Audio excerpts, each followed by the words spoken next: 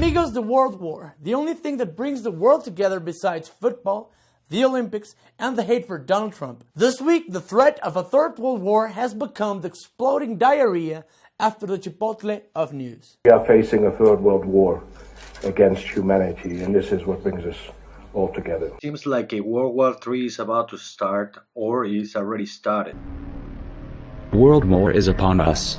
It has been unfolding in slow motion for years. Oh my god, the third world war! That's right, amigos. Everything is lost. Hide your women and children and secret stash of whiskey because no one knows for sure what the hell is going to happen. But, Chumel, we thought that at the height of the Cold War, at the height of the Iraq War, at the height of the 9/11 attacks, and at the height of our hippie friends concluding this after smoking a joint, what the hell are you talking about? Well, amigos, you may say I'm crazy, but as John Lennon said, I'm not the only one. Recently, the Huffington Post published an article that shows every fear I've been having of a world war since I saw JC being attacked by Solange Knowles. Yes, I thought that the third world war will be between celebrities, didn't you? But this is slightly different, amigos. On Thursday, Lebanese media reported that Turkish helicopters violated Syrian airspace during the morning and flew over a 20-kilometer stretch of territory in northeastern Syria. Okay, maybe some pilot that was completely lost and got in the wrong way. The move came less than 24 hours after Turkey shut down a Russian Su-24 fighter plane that Ankara says violated Turkish airspace. Okay, let's think about it for a second. If you were told a day before that the Turkish attacked a Russian jet because it invaded their airspace and you're still doing that, you're a worse pilot than the Flintstones meet the Jetsons series. Jesus. But this didn't happen by accident. This aircraft was warned 10 times before it was shut down. This is like being warned from your wife that she gained some weight, and then when she comes out, you still say, "You look kind of fat, sweetie, don't you?" The Turkish action against the Russian Air Force in Syria caused an unprecedented crisis between the countries that some experts think could spark the Third World War. But should we keep calm and carry on? Or should we keep calm and lose our fucking minds? Well, I have a message of hope. Recently, Pope Francis said that Paris terrorist attacks are part of a third world war. Yes, the messenger of God himself said that shit's going down. But don't despair. As far as I and history knows, there's no leader that could be more wrong about something than the Pope. This guy believes in talking snakes, for Christ's sake. I mean, for science sake. But guys, take this seriously. Only 3 hours after Turkey announced they had shut down the Russian warplane, an unusual phrase appeared as a new trending topic on Twitter: World War III. And you can see why people might worry. First, Turkey is a NATO ally, which stands for the North Atlantic Treaty Organization, meaning that at least in theory, the other members of NATO, such as the United States and most of Europe, can be obligated to come to its defense against an external attack. Well, this is an external attack. Should we worry? No. No? Why not? Simply because the stakes are too low. The things at issue here are Russia's bombing of anti-Assad rebels in Syria, the sanctity of Turkish airspace, and the life of one or possibly two Russian pilots.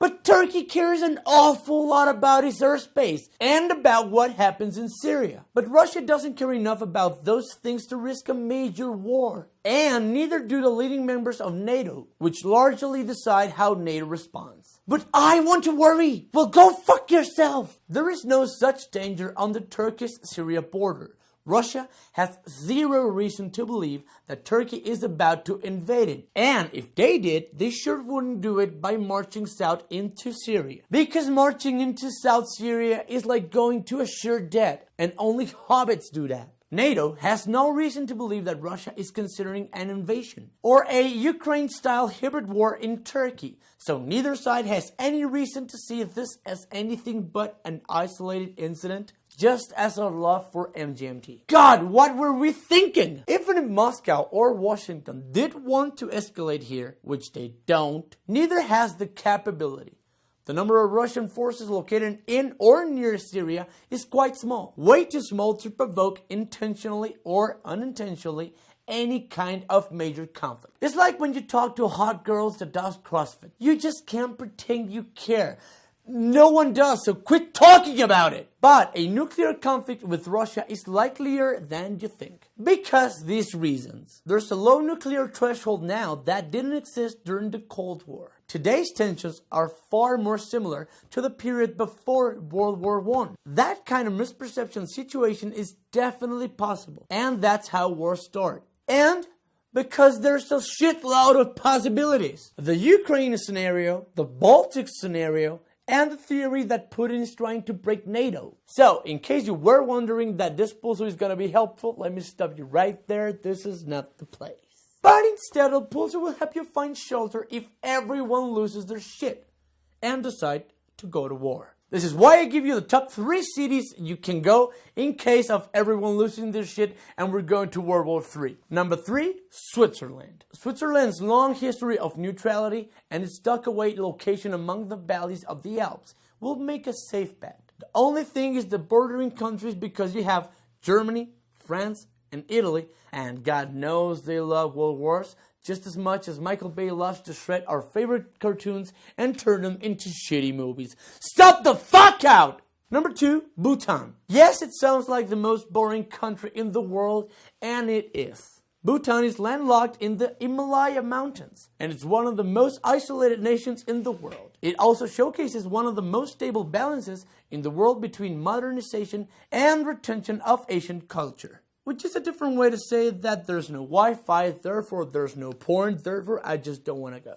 And number 1, New Zealand. New Zealand might be the most isolated and expensive fully developed nation in the world. It shares no borders, sits relatively distant from any other nation, and has no national enemies. It's like the opposite of Mordor. So, if shit goes down, New Zealand would be a nice place that nothing will happen at all. Think of it as Google Plus turned into a country.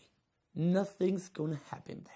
From El Pulso, we know that this World War III situation will be making more noise as events develop. But be sure of this. If Donald Trump becomes president of the United States, I kind of want the world to end. That is all. Well, that's it for us. My name is Chumel Torres, and this is El Pulso. Your subscription and thumbs up are greatly appreciated. I'm gone.